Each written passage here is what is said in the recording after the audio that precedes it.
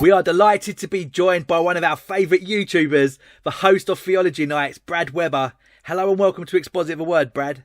David, I am just so grateful to be here, and you guys are also my favorite YouTubers or podcasters, whatever you want to say. And so, really, it's just like I'm just kind of like I'm starstruck, right? I'm fangirling, as they would say. I'm just really excited to be on the podcast with you guys. It's great. Well, it's great to meet our one fan that we've got out there, Brad. And the one I own a sweatshirt too, so I'm that big of a fan. That's true. And you model it very well. We was very impressed when we saw that, Brad. Thank you for doing that. Thank you. So before we get stuck into the questions, tell us a little bit about yourself. Yeah, so my name's Brad. I am married to my beautiful wife, Christine. We've been married going on 4 years in October. And we live in a small town called Poland, Ohio, which is just outside of Youngstown, which is, for geography purposes, about halfway between Cleveland, Ohio, and Pittsburgh, Pennsylvania. We're right on the Ohio-PA line. Yeah. We have 2 dogs, Tiger and Rory, named after the golfers Tiger and Rory. Okay, I'm a huge golf fan, and my wife actually, she's the one that picked the names out, so it's kind of funny. She's sort of the only sport that we watch is golf. The only sport that I really follow is golf, and so since we got married, she's become a golf fan. And when we got these 2 dogs, they're Great Dane Rescues, and she picked the names out. And so we have 2 dogs, and then we have our first son on the way. Thomas Paul. He will be here sometime, Lord willing, mid-October. October 18th is his date. So she is a licensed mental health counselor. She works for a private practice, and it's a Christian organization. They do she covers all aspects of mental health counseling and addiction and just about anything really with counseling wise, but she does it from a Christian perspective. Yeah. She is a graduate from Liberty University with her master's, and then she attended a small college in our area here for undergrad work. And then I am I'm self-employed is probably the easiest way to describe what I do. Yeah. I have a small business where I help churches do anything online, really, when it comes to Facebook posting and social media posting and running live streams and sort of anything that they need to do when it comes to online presence. And so that's like my main job. And then my other job is I'm a day trader. I trade stocks, and that is a whole different conversation to have. Yeah. But those are the 2 main things that I do as far as work. I'm just lucky to be self-employed and to be able to take care of my wife while she's been pregnant. And we've got a really good life here in our little corner of the world. So in 2020 is now a good time to be buying stock or selling stock, Brad? Give us the inside scoop. The inside scoop, and this is not investment advice. Yeah. I always you have to say that whenever you talk about stocks, because people will say, "Well, he gave me investment advice. It didn't work out." Not investment advice. Yeah. If you have, I've studied the markets for years. Trading has always been like a side hobby of mine, and so right now, if you are actively involved in the market, it's a good time to be trading and buying stocks. But if you are buying stocks just to long-term invest, it is an absolute horrible time to be doing it. Right, okay. The markets are just very unpredictable. They're changing minute by minute. Typical news where a company would have a good earnings report, which normally causes the stock to go up. Stocks are doing the exact opposite. And so it's a very weird time. But if you can be involved with it all day long, it's a good thing to be doing. So long-term investment, no. Short-term investing, that's your choice. That's something that you could do. Yeah. So how did you actually become a Christian? So it's a fun story, and it's something that I'm really grateful to be able to share with people. So I'm 37, and I became a Christian when I was 30. So relatively still young in the faith. I was not raised in the church. I was not raised in a Christian home, but I also was not raised in an atheist or an agnostic style house. It was just never anything that was. We weren't church people. My dad passed away when I was real young. When I was 5 years old, my dad committed suicide. Actually, he passed away.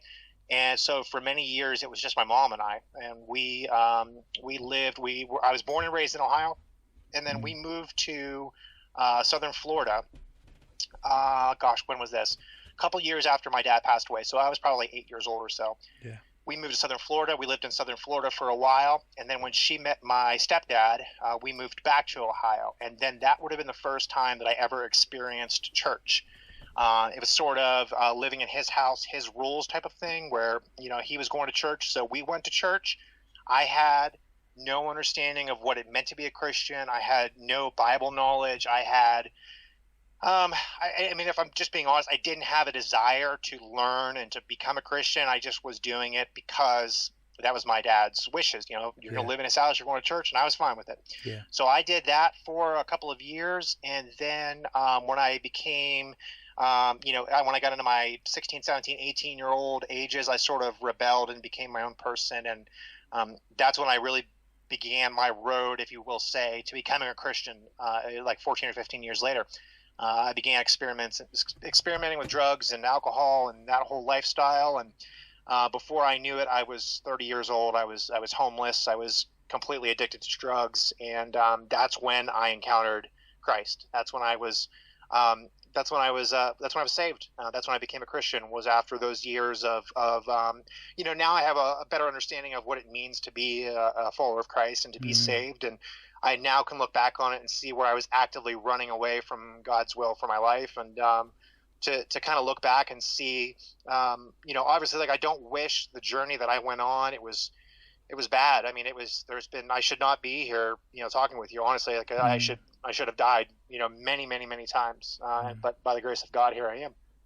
And so we had quite a journey, and so to look back upon it now and to see how, Christ was there. He orchestrated my steps to, like, put people in my life and to get me to where I was. And I found myself 30 years old and homeless. And my parents had said, you're on your own. We're not helping you anymore. You got to figure it out. Yeah. And so I went to our local homeless shelter, and I said I needed a place to stay. I had nowhere else to go. And through this shelter, they had what's called a discipleship academy. It was a biblical-based recovery program, if you will. And I joined the academy, and that's when I first learned about Christ, and that's when I first started to learn about theology and first started to learn about the Bible. And through that, I became a Christian, and that's when I was saved. And it's been it was a life-changing experience, and it's been, like I said, that was 2013, and so we're going on. It'll be 7 years on August next month. 7 years now. Wow. So what's life look like since becoming a Christian then, Brad?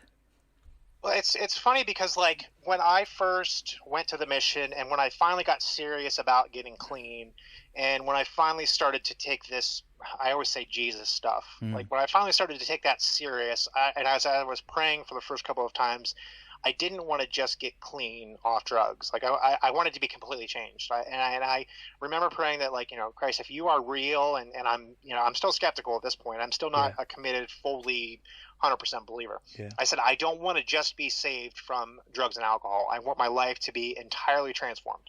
I want to be consumed with Christ. And it did not take long for that prayer to be answered.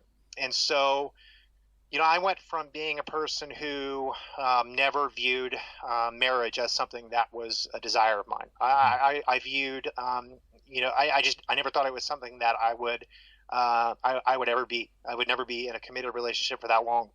That aspect of my life has changed. I have an amazing wife that God's blessed me with, and I love her with all of my heart. And then, the aspect of becoming a father in October, that was an area that I never thought would be real. And now he's blessed us with a child, and to be a active member of the community and to help other people that are struggling with things that I used to struggle with. That's another area that is different. And, life itself is just, the way that I describe it is, I used to be afraid of waking up the next morning. Not just like, oh, tomorrow's another day, you got to get back up.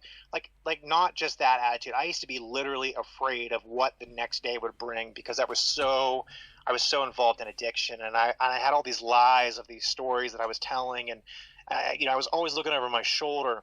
And now it's like I just wake up in the morning, and every day is just, it's just a gift. Like life is so precious to me now, and compared to how it was, when I was in my addiction, that's probably the biggest thing that's different is I just enjoy life fully now, not because of any other reason, but just because of my of what Christ has done in my life, it has changed me from every aspect. Yeah. I'm not just clean and sober, but I'm a completely transformed person. Life Yeah. looks entirely different Yeah. than what it did in 2013. So, Brad, where did the desire to start studying theology come from? So this is a fun story, funny actually. So when I first became a Christian, again, I had no background information on what an actual Christian looked like. I didn't know. I didn't have knowledge of the Bible and things like that. Yeah. So when I first became a Christian, I was lucky enough to have a bunch of older pastors that trained me as a Christian. It's just crazy to think that the people that are in, one of the guys actually married my wife and I. One of the guys early on that, my spiritual father, if you'll call him that, he is a dear friend of mine. He's an older guy who's been in ministry for years, and God placed him in my life for still today. I mean, so 7 years almost now. That I could learn from him, and there was many other guys that were older and seasoned in the faith to where I was able to learn from. And so I saw these guys as pastors, and that's when I first started to get this itching to teach the Bible. Mm-hmm. And so it was around that time, like shortly after I became a Christian, I had a desire to teach.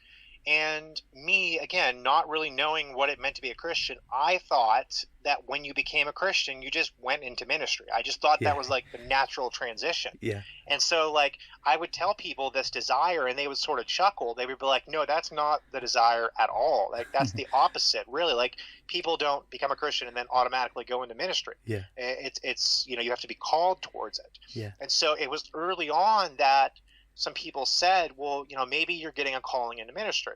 And so I didn't really think much of it because, again, I was just a new Christian. I was early on.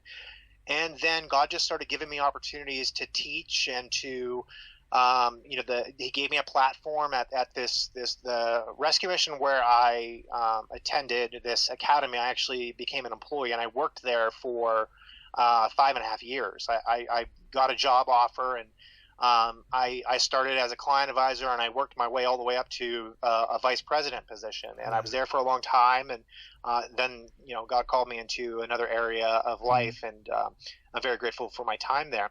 But it was during this time at this mission where I was given an opportunity to preach the Bible and to teach the Bible, and I was surrounded by men who had a desire to do nothing other than study the Bible and to study theology. And so I started learning about these names that I had never heard before, the Spurgeons and the Sproul's and Martin Lloyd-Jones and John MacArthur and these heavy hitters as we all know them to be. And I had never heard of them before.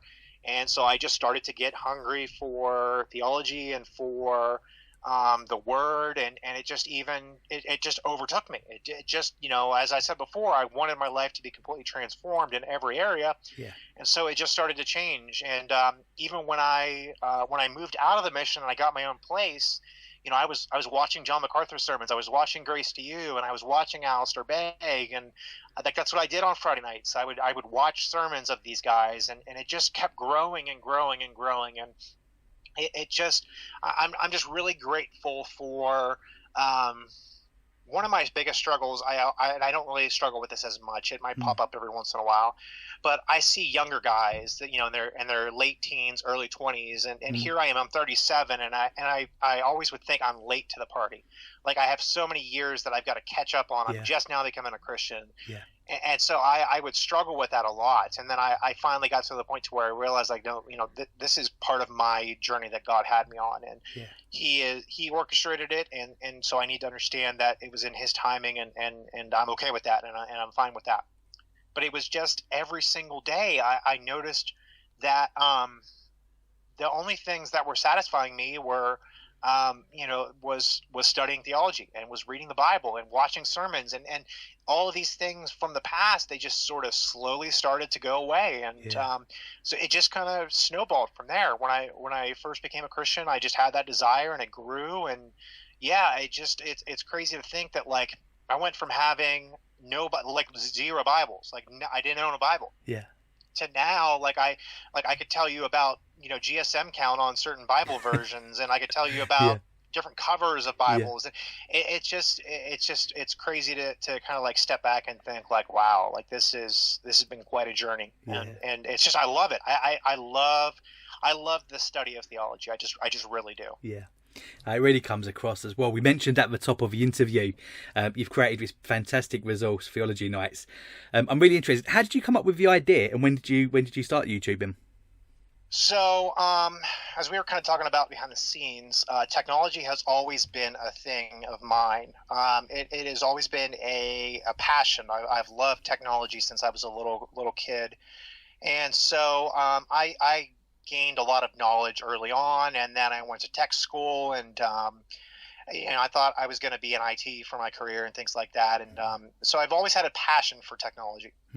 So when I started getting involved with the church and becoming a Christian and things like that, for example, Truth for Life, Alistair Begg's ministry. Yeah. I actually live about an hour from Alistair's church. So I've been to his church. I've met Alistair before.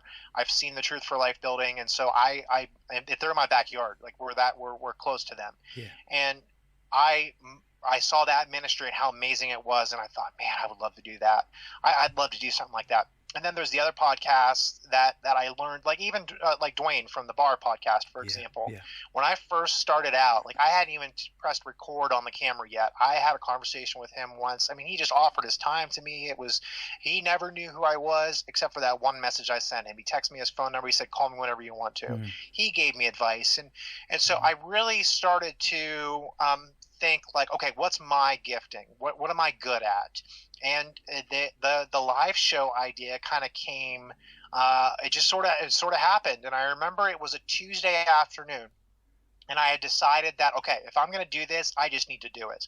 And so I picked that Friday. I picked Friday nights as the night I was going to do my live show, and it would be like a question and answer style show. I would do teaching on specific topics. I would exegete a passage of scripture, whatever it looked like. And I started advertising, and all of my friends showed up, and I thought like.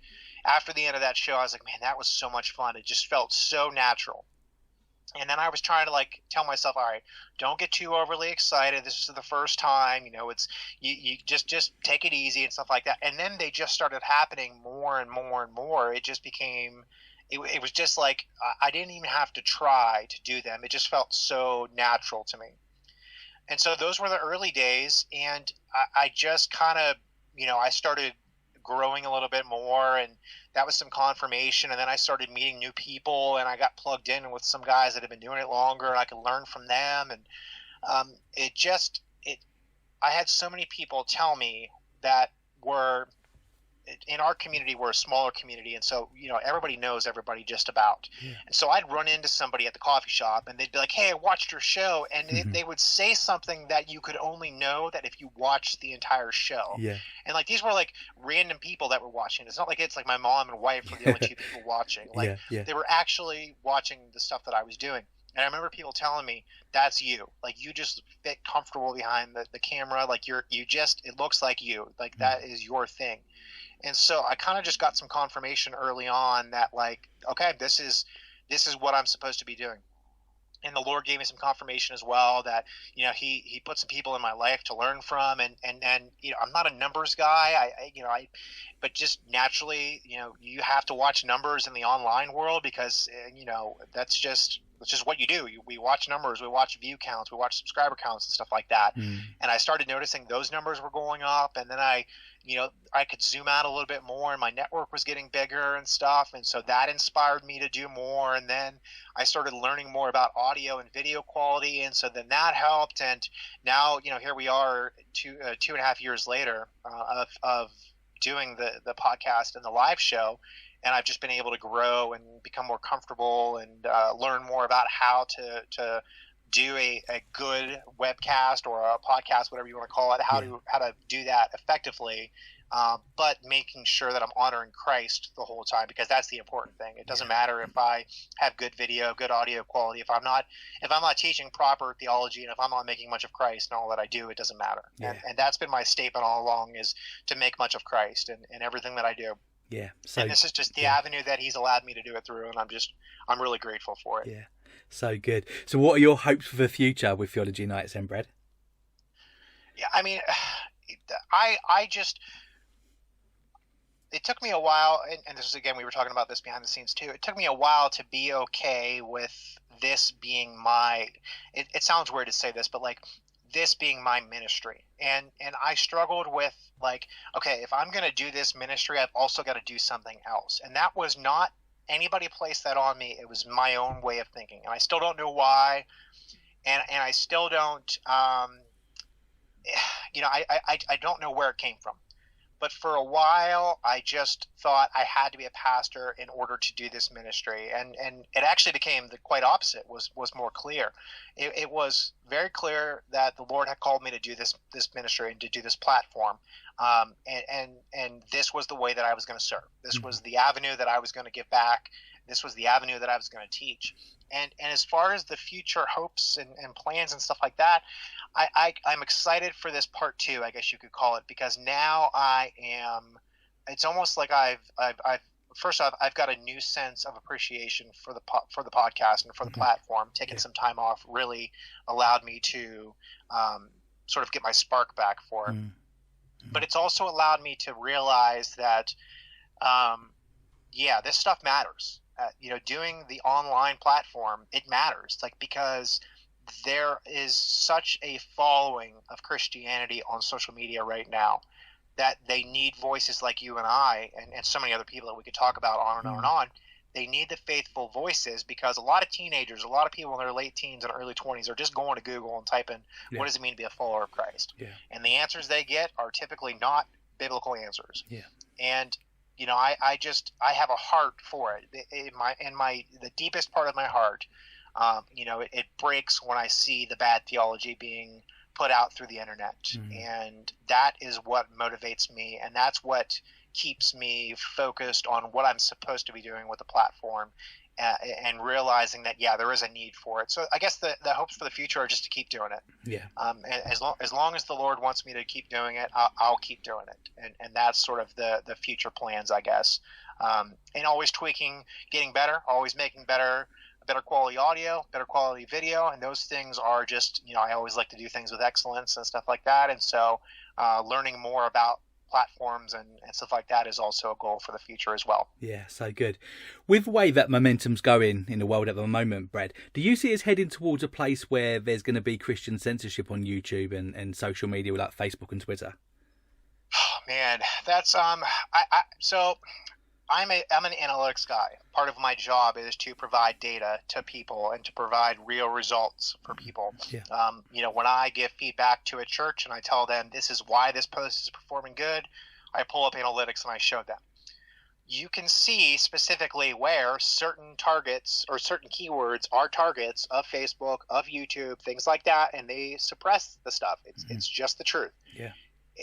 You can change the title of your YouTube video and it pops up everywhere, and you could put one different word in it and nobody sees it.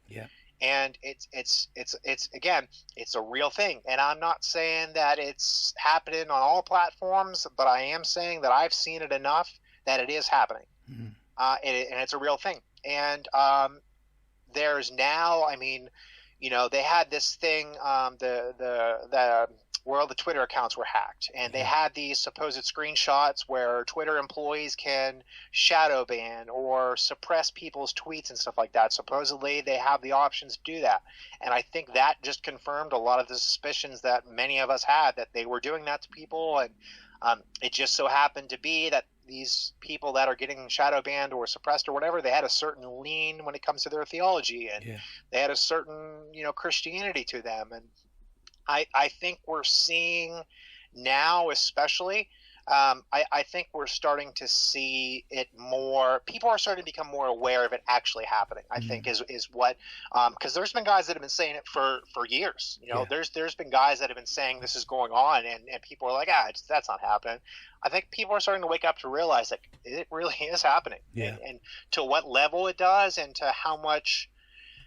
I think honestly, like, we haven't even seen the beginning of it. I don't think it's, and I could be wrong, and I'll look back on it and think like, man, I'm really glad I was wrong on that. But I don't think we've seen the worst of it yet. I really don't. I think there's coming a time where, that's the problem with me, for example. I focused on YouTube. YouTube is a big thing of mine. I'm using their platform. They can do whatever they want to with my videos, and it doesn't matter because I'm using their platform. So that's why I have another avenue where I put things on my website and I host videos through my stuff, and that's my video that nobody can tell me what I can do with it. I can do whatever I want to with that video. Yeah. But that's just, unfortunately, I mean, that's just, the world is going to hate us. That's what the Yeah. Bible says. Yeah. And so when you put your stuff on a platform like that, it's almost as if you are saying, I'm okay with it. Whatever happens, it's fine. Christ is going to get the message out some way. But I just don't think that it's gotten to the point to where it's the worst yet. Yeah. I just don't.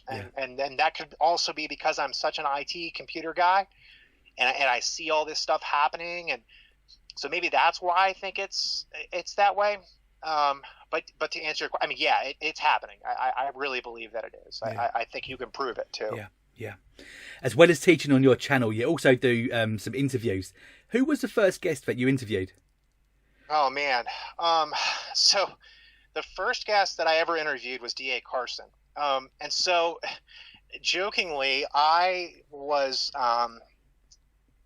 trying to get somebody on the show. I just wanted to get somebody who people would be like, yeah, I know him. Yeah. And D.A. Carson is one of my favorite authors. Or I'm sorry, not D.A. Carson. G.K. Beale. I don't know why I said D.A. Carson. G.K. Beale, Dr. Beale. Yeah. He was the first guest that I had on. He's one of my favorite authors. He takes up a whole entire shelf in one of my bookshelves. I've read a lot of his stuff, and so when I was sort of was reaching out to people, Dr. Beale's name got brought up. And so I tracked his email address down, his real Westminster email address, and I sent him an email and explained who I was. And I told him, I was like, I just started doing this. You're like my 10th episode or something like that. Would you be interested in coming on and let me interview you? He said, yeah. He said, without any hesitation, he said, yes. He said, I'm on vacation, or he was out of town for a little bit. Can we touch base again when I get back into town? And I said, no problem. A couple of weeks went by. I sent him another email. He said, yep, let's do it this date and this time. And sure enough, we did our interview that night, and we had a blast. It was, I was like nervous to do it. It was really strange. Like I was nervous to be talking to Dr. Beale because I respect him so much. And here I am, this little guy. You know, I just started doing this, and I had him on the show. He was the first guy that I had on, and I still have people to this day that have watched that interview. And they have sent me a message, or I'll get a comment on the YouTube video, and they'll say like how grateful they were that, like, you know, we had our conversation and stuff like that. But yeah, he was the first one, and he was probably, I don't like to pick favorites because I've had some really good guys on the show. I had Dr. Askell on the show. I had Dr. Askell on the show the day that the By What Standard trailer came out. Oh wow, yeah, I've seen that. So, yeah. It was kind of crazy how it happened because I had contacted founders before they had talked about releasing this trailer and stuff, and that was the date that we had picked before the trailer was even announced. Yeah. And I remember the morning of, it was a Tuesday, when the morning of that I had that night, I had him scheduled. Everybody started messaging me, and they were like, dude, you've got Dr. Askell on your show tonight, and the Founders documentary trailer released today. Yeah. And so that, to this day, is still, I mean, I've gotten some pretty high count views on some of my videos, but from a live show perspective, I mean, I don't even know how many people we had on. It was crazy. I couldn't keep up with the amount of people that we had on. Yeah.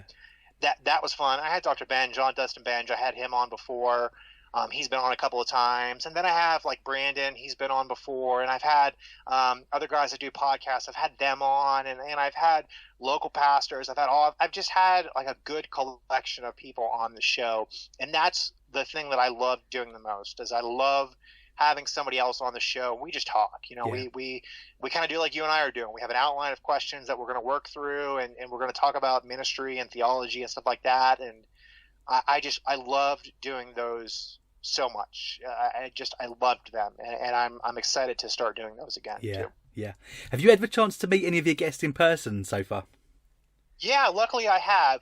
So outside of the guys that I've had on from my local area, because I have a couple of guys that are good friends of mine who are actively involved in ministry in my community. So outside of those guys, I had the chance to, it would have been last year actually, at Well, no, it would. I'm trying to think if it would have been before that. Last year, 2019, at Cruciform Conference was when I met a lot of the guys. But yeah, I've been lucky enough to meet a handful of guys, and I've been lucky enough to I have a lot of online friends because I'm such an online guy. My wife calls them my online buddies. She says. Yeah. I've been lucky enough to meet a lot of them. We've been able to have dinner together and to have a cup of coffee or whatever, just sit across the table from one another, and it's an entirely different experience. But it's so cool when you know somebody for so long online, and then when you finally get to meet them in person, it's like you've known this person your entire life, and it's just like a nice fit. And so, yeah, the Lord's allowed me to meet a bunch of the guys and guys that we have each other's phone numbers. We text back and forth. We have like an actual friendship. It's not just like a online, hey, I'll tweet with you or I'll Facebook message you. Like they're real friends. I'm really grateful for them. Yeah, so good. I love speaking with busy people and getting some tips. How do you balance having a job and running an online platform and all of the other things that you do at the same time? Oh man. Well, I'm a very, how do I describe my personality? I am a very go guy from the moment I wake up till the moment I go to bed. Almost to the point to where, like, it was weird yesterday, for example. I woke up and I just didn't feel right. I felt sick and I was tired and I was just worn out. And I remember it was like 8 o'clock at night last night. And I remember telling my wife, like, I got nothing done today. I feel like I'm so far behind. And she always has to remind me, like, it's okay to do that. Like, you can take a day off. It's okay to do that. And so I just get up in the morning and I start working right away. And this is what I got to do today. I put it on I've got, a calendar, I've got a notebook, I've got a Evernote document, I've got, multiple lists all over the place just so I keep track of everything that I have to do.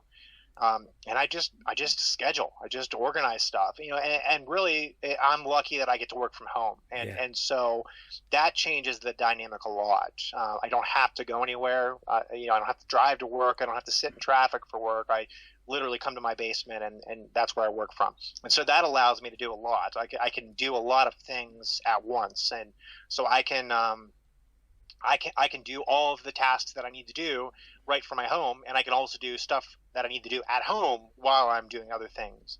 That helps a lot. I use scheduling software for social media posts. I'm not I love that type of software. It allows me to do automated posts and things like that for things that I want to repeat and everything like that. But again, I just like everything that I do, I love. And I'm very, very passionate about it. So it's I don't want to say that like I just get up in the morning and I just float around and everything comes so easy to me, but there's a certain level to where it's like none of this is a job. Nothing that I do is really like, it's just I just love doing what I get to do, and so that certainly helps a lot. And like I said, I'm not going to try to put on a facade of like I'm perfect and anything like that, because it's definitely not that. I have off days. I have days where I don't feel like doing anything. I have days where I wake up and I'm tired. But I think being able to be home more really helps. And it just fits my personality. It just like the dynamic of my wife's and I's relationship. I'm the guy that grocery shops. I cook and clean and stuff like that. That's just like I enjoy doing that stuff, and so that's how I serve my wife, and especially now with her being pregnant. She needs to rest. She needs to be, growing our baby. And so it works out in that way that my schedule allows me to go grocery shopping at 11 a.m. on a Tuesday, and I can have lunch and dinner ready for her, and I can take care of her that way. And it's just an avenue that the Lord has allowed me to serve her in that way and still provide, still pay the bills. Yeah, so good. For anyone that's witnessed you doing one of your live streams will know exactly what I'm talking about when I say this, but you remind me of one of those guys in the airport towers controlling all of the planes. I'm just amazed at how you monitor the live chat, speaking to the guests, keeping on top of all the questions all at the same time. What's it like to actually do that? All right, so I'll take you on a quick tour of what I'm looking at right now. Okay, so I have my desk. Again, my office is in the basement. My wife and I have a finished basement in our home, and so half of our finished basement is my office. It's It's in the corner, and so I have my bookshelves everywhere, and it's just, I'm really, really lucky. I love it down here. It's very comfortable. But right now I'm looking at 4 different monitors. I have a monitor that I have vertical, and so that's where I monitor chats and things like that. It's real easy to monitor on a vertical. A vertical monitor makes it really easy to view, streaming chats and stuff like that. Yeah. So that's one monitor, and then I have 3 other monitors where I just have stuff put up. I use a program called OBS, which is my screencast software. So that'll be on one window. And then if I'm doing like a Logos training, that'll be on another window. And then on the third monitor, I'll have like a Chrome browser open if I'm showing a YouTube video or if I'm working through an article. Yeah. So I'm lucky enough to be able to place stuff on their own window. And so everything's just kind of up, and I can look from left to right. I can see everything all at once. I'm right there. And then I have a tablet that I view the live stream from, so I can watch the stream as I'm doing it to make sure that if you were watching the stream, I'm also watching it as well. Yeah. So I could see the quality of it. I can, I know if the audio drops out. I know if the video drops out. I want to be able to monitor it real time, and if I need to make changes on the fly, I can. So that's another one that I've got too. Then I've also got my camera, and so I'm trying to make sure I look in the camera when I'm talking and not stare at the monitors the whole time. I want to make sure like I'm engaging with the audience, so I have to look into my camera. Then I have, of course, my microphone set up, and I've got all the audio gear that's coming through. Just got a lot of stuff, but it just fits me. It's my type of personality. Like this, I'm more comfortable doing this than anything else that I do. Yeah. It just fits me really well. And my hobby is tech stuff, and so I've just been able to accumulate a bunch of stuff, and my wife understands. And so Yeah. I went from doing it with just like one monitor and a laptop to now having a pretty impressive setup, and I'm more comfortable with it now than when I was. But it's tough sometimes, and I'm my biggest critic, and so when I have stuff that goes wrong, I take it really hard. Yeah. I beat myself up pretty bad. Yeah. So I want everything to be done, with excellence, and I want the audio to be good. I want the video to be good. I want all of those things to be good. And so that's a learning experience for me every time when I fire it up. And I test stuff before I do the live stream. I test my camera, I test my audio, I test my internet. Everything. It's I don't just turn the camera on and start blabbing. There's a whole long process that goes with it. But it's something that I enjoy to do because I want to make sure it's done effectively. Yeah, well, I think that you consistently do it with excellence, Brad. I'm in awe of how you do it. I am the absolute opposite of you. I can't do anything live. It's audio only, just because that's the only way I know how to edit it. I'm doing it from your studio looks amazing. I do it out of a wardrobe with a desk made out of a cupboard door.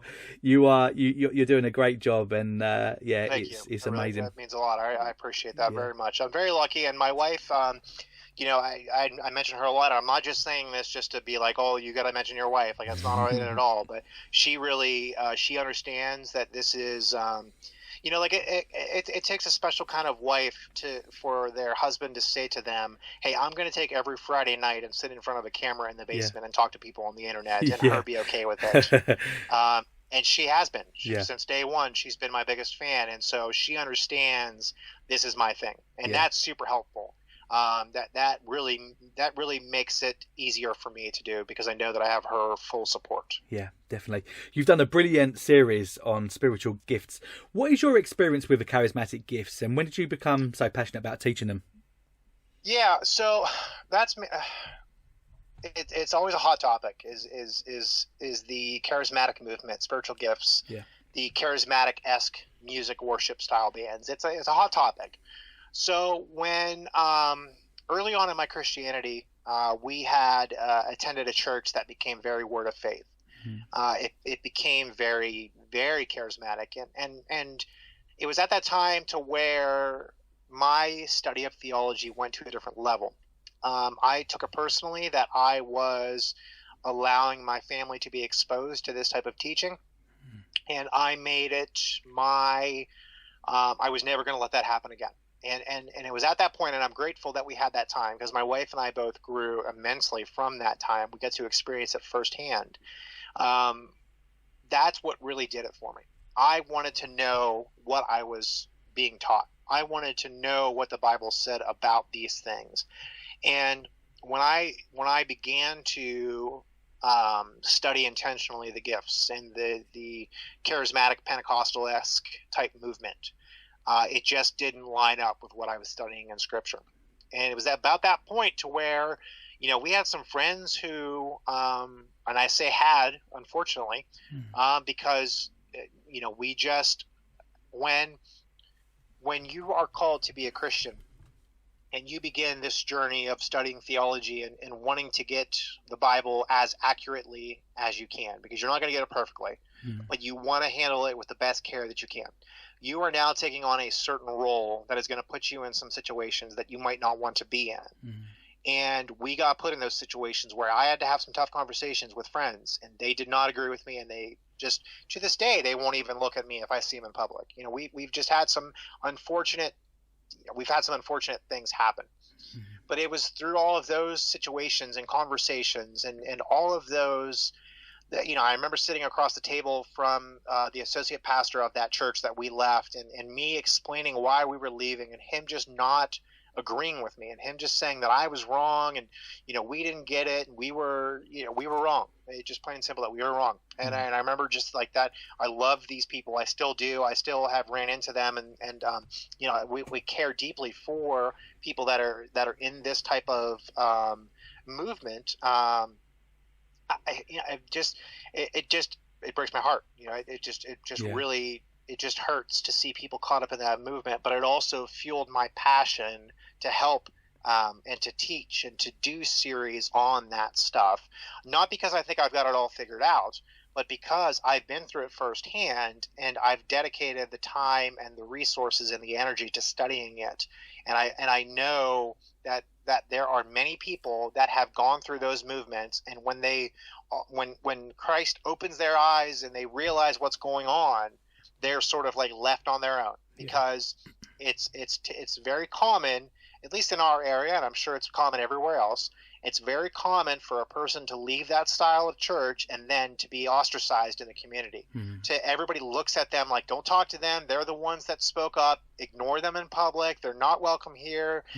And so it's tough. And I've had hundreds, maybe thousands of people, honestly, that have messaged me because of the videos that I've done or podcasts that I've done, and they've shared their story with me, and it just makes me weep. It just makes me weep, because they say I had nowhere to turn.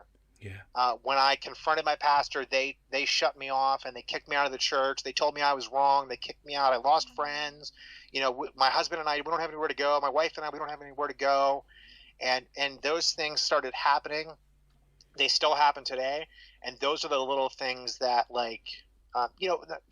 Christ doesn't have to give me anything for serving him. I'm not serving him for any other reason than that's what he's called me to do. But he allows me to hear these stories of people that are being transformed by videos and by podcasts and stuff like that. And those are the little things, when I hear them, it's just like, it's like confirmation for me that, yep, this stuff matters. And this is what I'm supposed to be doing. And that's why I'm so passionate about that type of stuff. Because I sat through it firsthand, and I continue to, the charismatic word of faith movement in our area is huge. It is very, very, very big. And so people know me in the community, and it's unfortunate that you can be labeled some of the things that you're labeled just by trying to get the Bible right. And that's all I'm trying to do. I'm just trying to get the Bible right. That's it.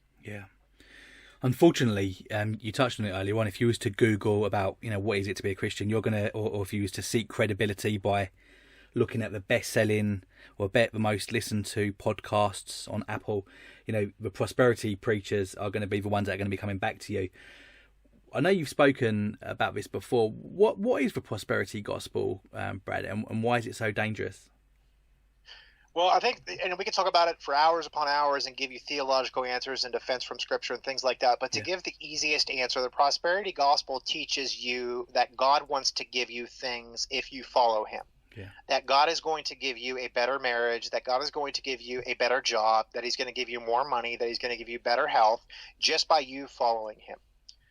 We know that to be false because it says that in this world you shall have trouble. But take heart, I have overcome the world. So your focus is not on what you can get from Christ, but what you are laying down your life in service to Christ can give you.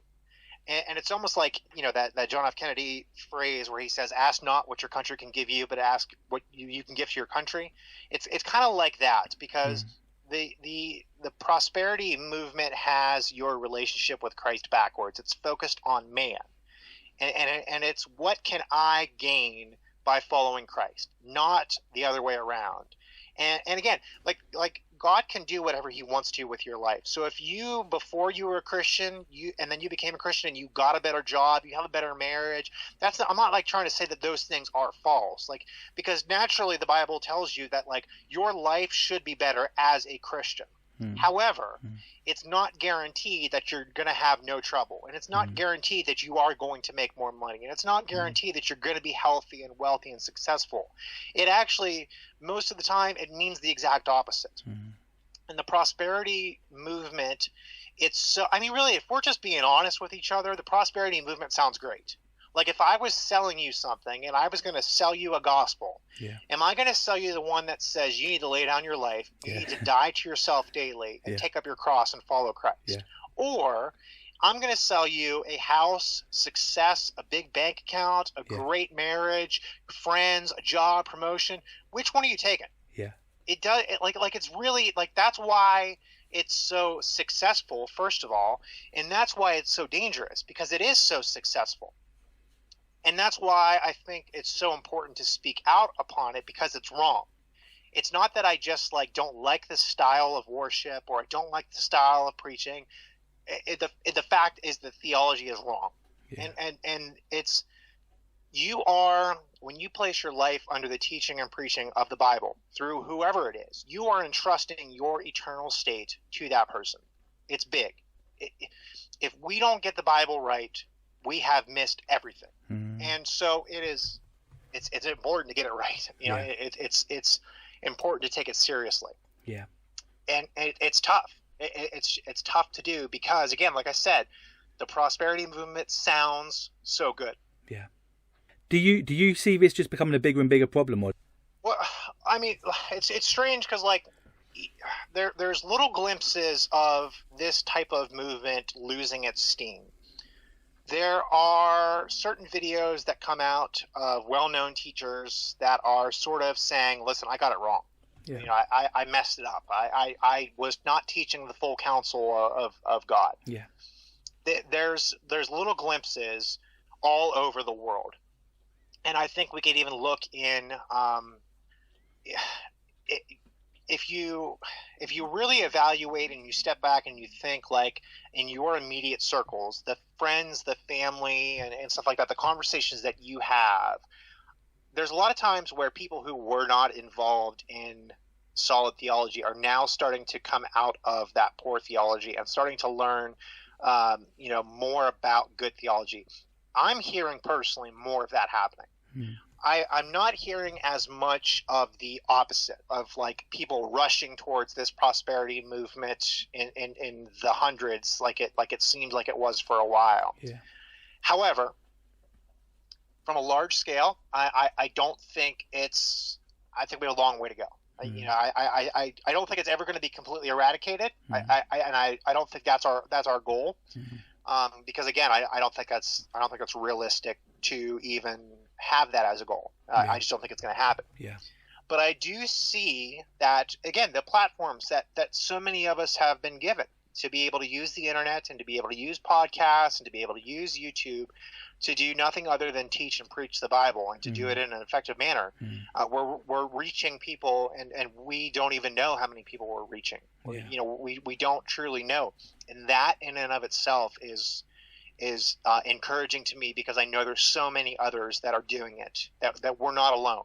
And no matter how many times you feel like you're on an island and nobody understands, there's so many of us that are fighting and laboring and toiling. It's it's comforting to be reminded of those things, because it's a fight. It's a battle, and it will be a battle for the duration of our time here on earth. Yeah, sure. You mentioned earlier on, obviously, you started going to church in a charismatic setting to begin with. But I'm interested, have you changed your theological position on anything else over the years? Oh, man, let's see here. So when I first became a Christian, I learned Reformed theology. That was what I was taught. My understanding of salvation, because of what I experienced, I knew that God sought me before the foundation of the world, and it was not anything to do with me. It was not any of my gifting. It was not me praying a prayer. It was not me anything. It was a work of Christ. So my understanding of salvation has always been pretty consistent. Some of the areas that have changed were the giftings, for example. I was, when I first became a Christian, I started to learn about the giftings and the miraculous sign gifts, we're calling it, not the gifts of the Holy Spirit, your specific giftings, but the sign giftings, the tongues and the miracles and the healings and the things like that. I was sort of open to those things, and I was sort of I was definitely not a cessationist. I am an adamant cessationist today, and that's by me doing my own studies from the Bible and what I view those giftings as. And I'll have a conversation with somebody who's a continuationist all day long. If they're open to the gifts, I'm fine with it. You just have to do it according to what the Bible is teaching us, that the gifts are still in operation.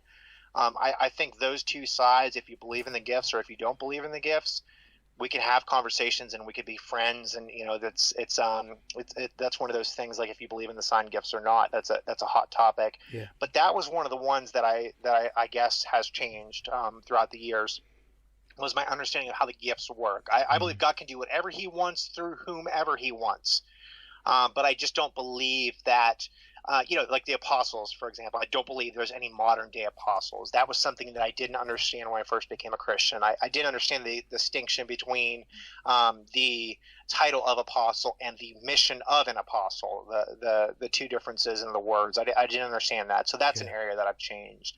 I didn't understand that speaking in tongues was they were other languages, that I didn't know that at the time. So that was something that I've grown in my understanding of as well. That they were actual languages that people understood in their own native tongue, and it wasn't some sort of some sort of weird language that nobody understands. It was an actual event at Pentecost. I just didn't understand that, and so now I do understand that a little bit more effectively. Mm-hmm. I understand. Perseverance of the saints, to use one of the acronyms of TULIP. I understand that more, that if God chose you to be his follower, that you are safe in his arms, and you will not be removed from the book of life. If you want to call it once saved, always saved, I don't like that term. But that's an identification of that sort of belief. That was an area that I grew in my understanding of too. But again, I was just so lucky that the people who taught me theology, they cared for theology. And I didn't have my wife was raised Catholic, so her understanding of Christianity was much different than what my understanding of Christianity was, because she came from a Catholic background. I came from no background, so I was a fresh palate, and I didn't have to unlearn a lot of things that were false. I just was presented with the Bible from day one, and God just sort of opened my eyes right from the beginning to understand what was going on. I still don't have it all figured out, and I never will, this side of glory. But I certainly can look back and see where I've grown in my knowledge, simply because Christ has opened my eyes and allowed me to understand more as I've studied more. Yeah, so good. If you could turn back time, would you do anything differently? I don't think so. And everybody kind of looks at me weird. I've told my story I've told it to kindergartners, to people that have had full-blown addictions. And so the range of the story varies depending on my audience. And so I've told some pretty bad stories before, where I've explained some of the bad situations that I've been in. And people have asked me, well, you could certainly go back over and change those things, wouldn't you? And I say no, because that was the journey that Christ took me on. That was what he used to get me to where I was at when he saved me. That was the journey he took me on to meet my wife. That was the journey he took me on to meet him. And that's the journey he used for me to help others. I can sit across the table from somebody, and before they even say the word addiction, I know that they're going through addiction, or they were in addiction. I just have that. That's just my thing. I recognize all the signs, and that's how I'm able to minister to people. Is I can say, listen, I went through it for 15 years. And I was an addict. I wasn't just somebody who experimented with on the weekends. I was a full-blown addict. And then that went away. And you know why that went away? And it gives me an opportunity to talk about Christ. And so I like I said, I don't wish it upon anybody else. It's not the journey that I would ever recommend anybody trying. But that was my journey, and I am super grateful for it. And I would never change a thing about it. I really wouldn't. Yeah. Viewers of Theology Nights would have no doubt seen your amazing bookshelves at your studio, Brad. What are some of your favourite books sitting on those shelves? Oh man, so let me try to like go through some of my personal favorite just books. Like if we're talking about books. Yeah.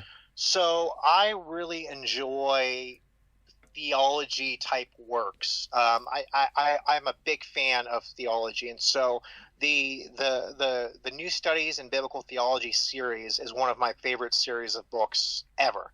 There's 30 some volumes or whatever. I've got maybe half of them, and I've got some in Logos.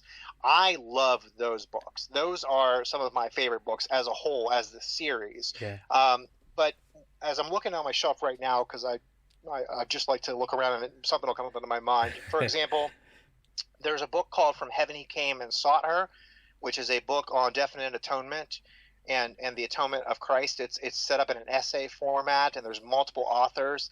That's one of my top 5 favorite books of all time. It's the best book on the atonement I think you can read. It's very technical. It's very scholarly, but man, it's a fantastic book. That's definitely one of my favorite books. I am also, as I mentioned before, I'm a fan of G.K. Beale. So I am looking at some of his books that I have on my shelf, like A New Testament Biblical Theology. That's one of my favorite New Testament theological books. Yeah. I reference that a lot. His commentary on the book of Revelation is one of my favorite books. I was lucky enough to actually get the hardcover edition of that commentary. Yeah. And if you're a book nerd like me, like that's one of the hardest books to come by. So I've got the hardcover edition on my shelf, which is kind of like having like a rare baseball card or something like that. If you want to kind of put it in your own terms that you can relate. Yeah. So I'm a big fan of that book as well. I love everything by R.C. Sproul. I'm just looking over on his shelf. I have a lot of books by him that have really, The Holiness of God, for example. I see that one there. That's been a big book that has spoken to me. Everyone's a Theologian. That was a big book as well that Christ used in my early days of starting to grow in my understanding of theology and to learn more about the doing the work of theology. But I would probably, if I have to pick one book, okay, and this is, if I always like to give you one specific book. So Abner Cho, it's a book called The Hermeneutics of the Biblical Writers, Learning to Interpret Scripture from the Prophets and Apostles, is probably my all-time favorite book. It's a hermeneutics book, so it might not fit with everybody because it is a little bit more, it's a little bit more scholarly and a more academic book, but I'd probably place it number one. It's a book that I look at and I remember reading it. Yeah. And I have, because I'm reading so much, sometimes I don't always, I can look at a certain book and go, I think I read that. And then I'll pick it up and I start to look and I'm like, oh, yeah, here's some of my underlinings and things like that. I did read it. Yeah. But this is a book that I look at and I remember, almost every page of it.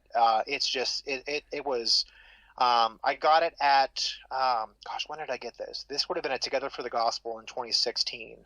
And I remember starting it that night in my hotel, and I had it finished by the time I got back home, a couple days later. I read it that quickly. Really? Wow. And I've read it a handful of times since then, and you can even tell by looking at the copy, it lays flat, easily, because I've read it so many times. I'd probably say that's my all-time favorite book would be that one. But there's so many that like even looking around on my shelves right now, that like, any book by Graham Goldsworthy, his Christ-centered biblical theology book is fantastic.